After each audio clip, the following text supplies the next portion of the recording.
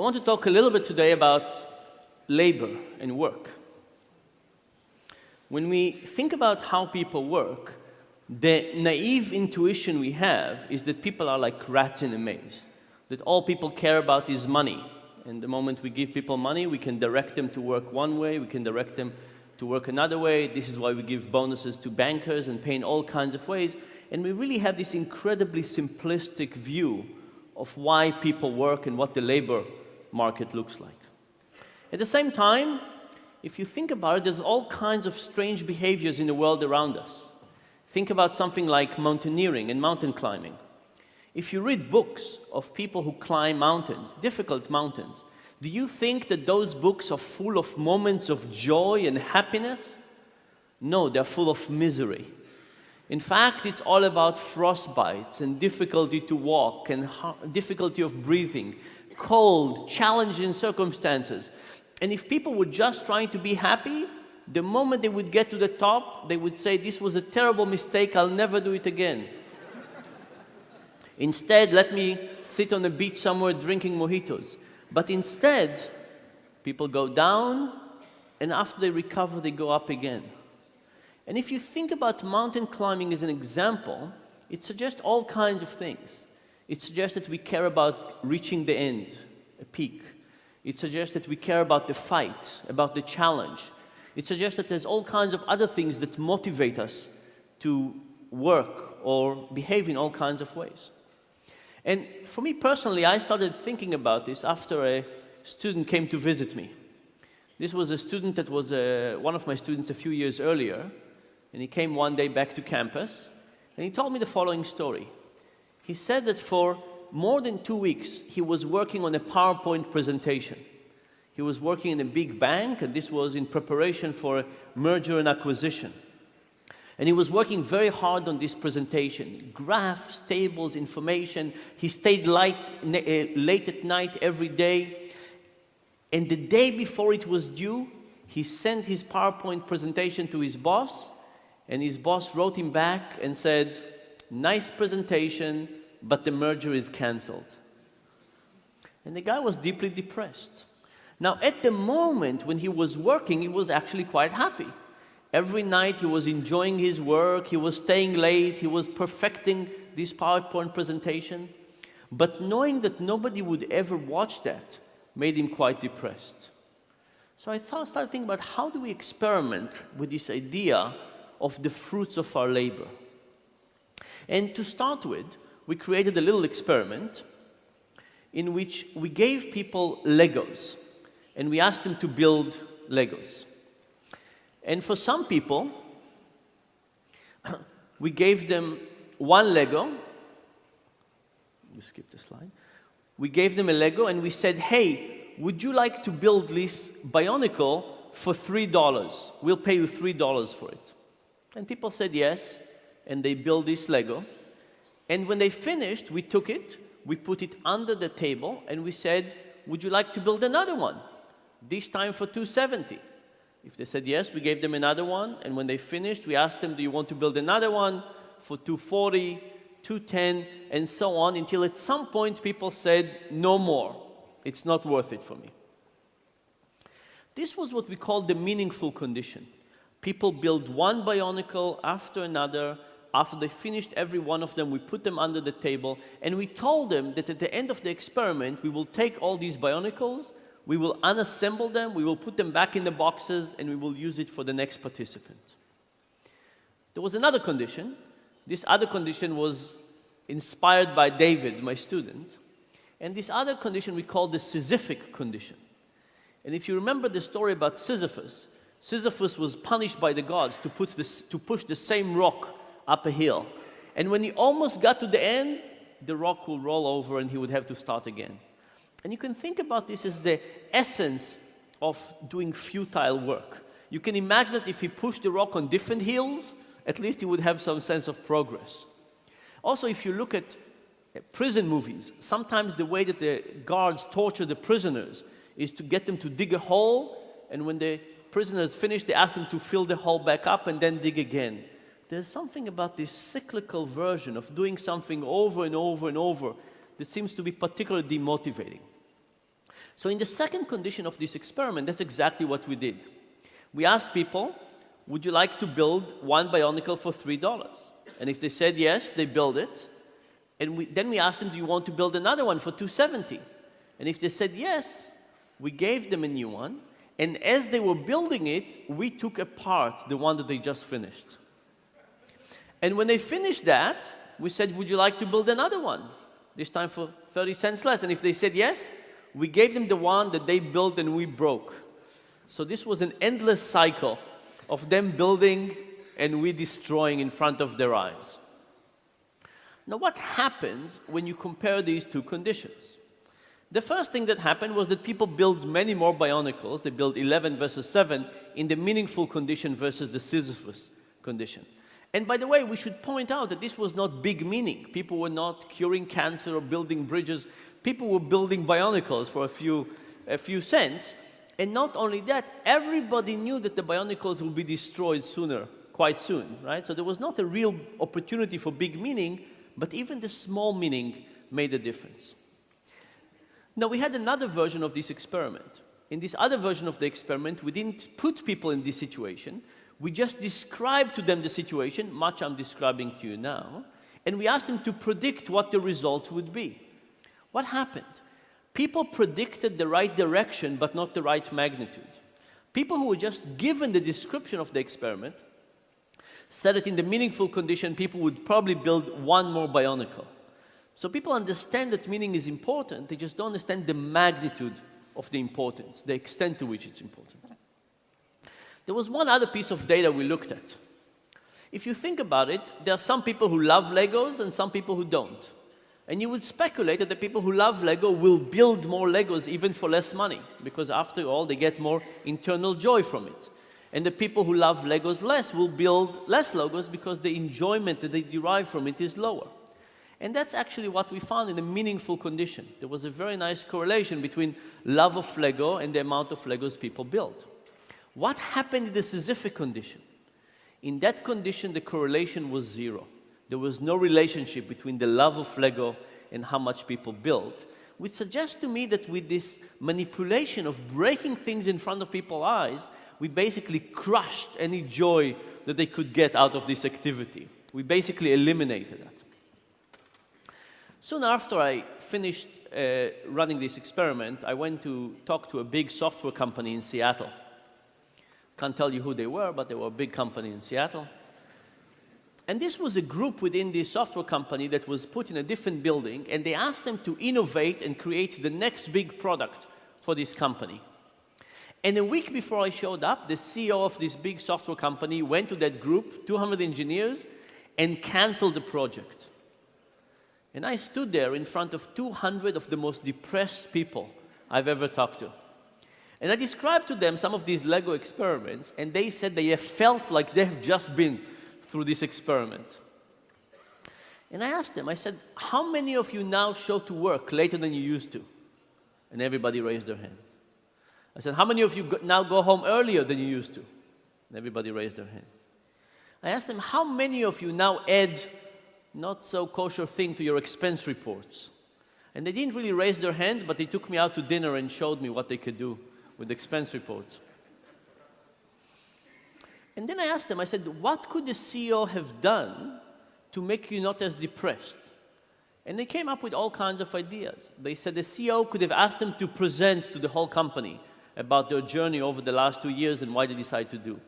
He could have asked them to think about which aspect of their technology could fit with other parts of the organization. He could have asked them to build some prototype, some next generation prototype, and see how they would work. But the thing is that any one of those would require some effort and motivation.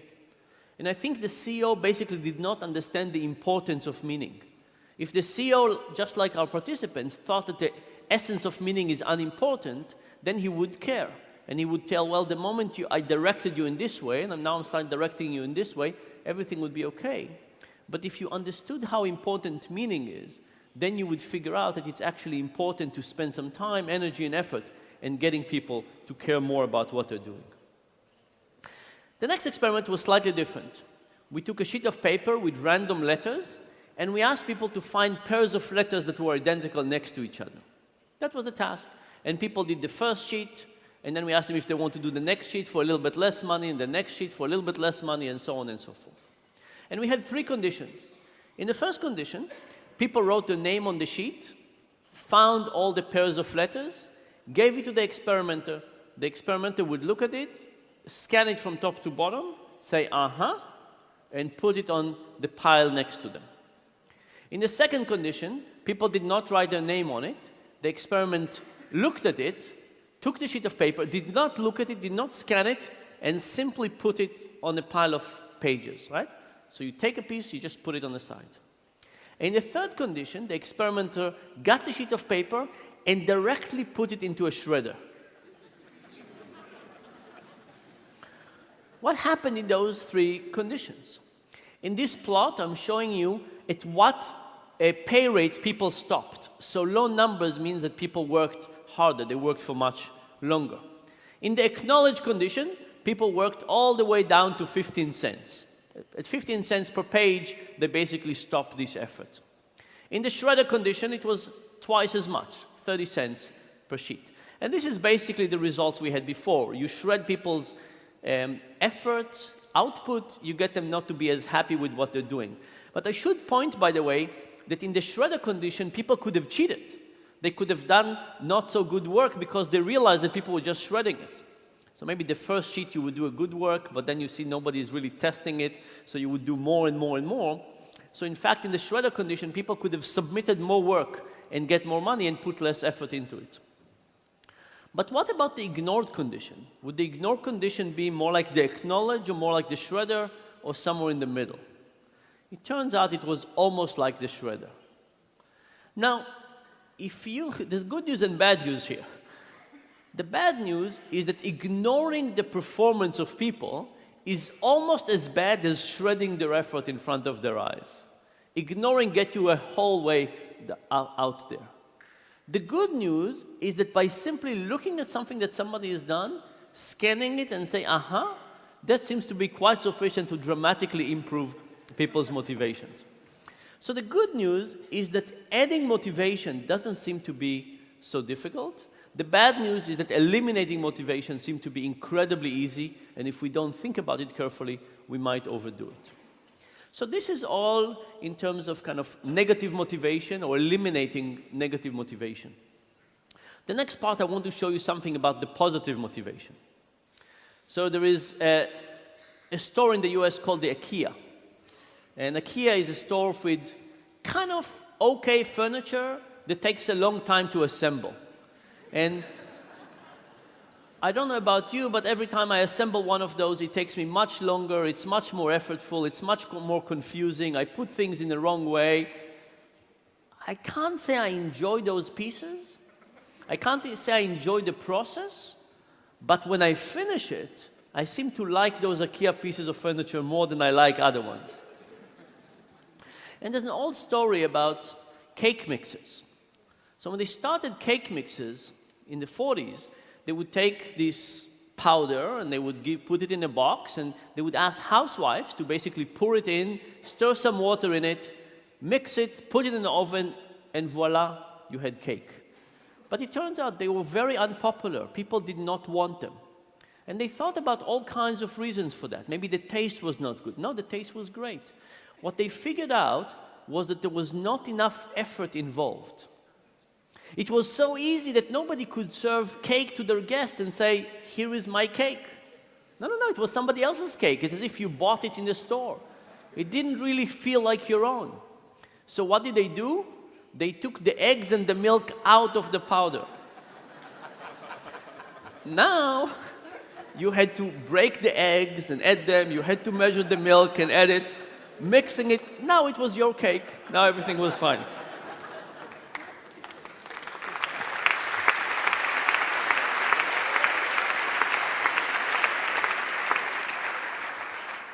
Now, I think a little bit like the IKEA effect, by getting people to work harder, they actually got them to love what they're doing to a higher degree. So how do we look at this question experimentally? We asked people to build some origami. We gave them instructions to how to create origami, and we gave them a sheet of paper. And these were all novices, and they built something that was really quite ugly. Nothing like a frog or a crane. But then we told them, we said, look, this origami really belongs to us. You worked for us, but I'll tell you what, we'll sell it to you. How much do you want to pay for it? And we measured how much they were willing to pay for it. And we had two types of people. We had the people who built it, and we had the people who did not build it and just looked at it as external observers. And what we found was that the builders thought that these were beautiful pieces of origami, and they were willing to pay for them 5 times more than the people who just evaluated them externally. Now, you could say, if you were a builder, do you think that, oh, I love this origami, but I know that nobody else would love it? Or do you think, I love this origami, and everybody else would love it as well? Which one of those two is correct? Turns out the builders not only loved the origami more, they thought that everybody will see the world in their view. They thought everybody else would love it more as well. In the next version, we tried to do the IKEA effect. We tried to make it more difficult. So for some people, we gave the same task. For some people, we made it harder by hiding the instructions. At the top of the sheet, we had little diagrams of how do you fold origami. For some people, we just eliminated that. So now this was tougher. What happened? Well, in an objective way, the origami now was uglier. It was more difficult. Now, when we looked at the easy origami, we saw the same thing. Builder loved it more, evaluators loved it less. When you looked at the hard instructions, the effect was larger. Why? Because now the builders loved it even more. They put all this extra effort into it, and evaluators, they loved it even less, because in reality it was even uglier than the first version.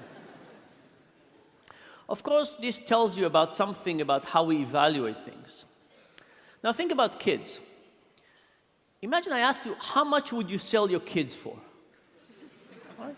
Your memories and association and so on. Most people would say for a lot of money.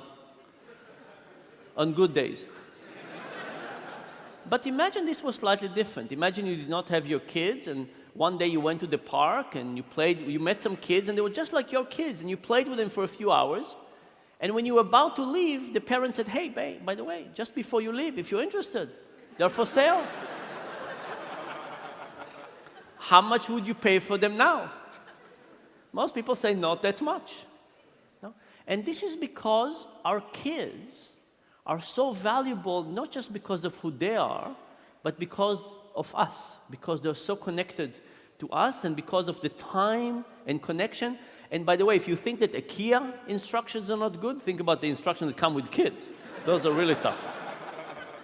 By the way, these are my kids, which of course are wonderful and so on, which comes to tell you one more thing, which is much like our builders, when they look at the creature of their creation, we don't see that other people don't see things our way.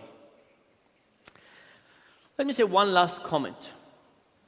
If you think about Adam Smith versus Karl Marx, Adam Smith had a very important notion of efficiency. He gave an example of a pin factory. He said pins have 12 different steps. And if one person does all 12 steps, production is very low. But if you get one person to do step 1 and one person to do step 2 and step 3 and so on, production can increase tremendously. And indeed, this is a great example and the reason for the Industrial Revolution and the efficiency. Karl Marx, on the other hand, said that the alienation of labor is incredibly important and how people think about the connection to what they're doing. And if you make all 12 steps, you care about the pin. But if you make one step every time, maybe you don't care as much. And I think that in the Industrial Revolution, Adam Smith was more correct than Karl Marx. But the reality that we've switched, and now we're in the knowledge economy. And you can ask yourself, what happens in the knowledge economy? Is efficiency still more important than meaning? I think the answer is no. I think that as we move to situations in which people have to decide on their own about how much effort, attention, caring, how connected they feel to it, are they thinking about labor on their way to work and in the shower and so on, all of a sudden, Marx has more things to say to us. So when we think about labor, we usually think about motivation and payment as the same thing. But the reality is that we should probably add all kinds of things to it. Meaning, creation, challenges, ownership. identity, pride, etc. And the good news is that if we added all of those components and thought about them, how do we create our own meaning, pride, motivation, and how do we do it in our workplace and for the employees, I think we could get people to both be more productive and happier. And thank you very much.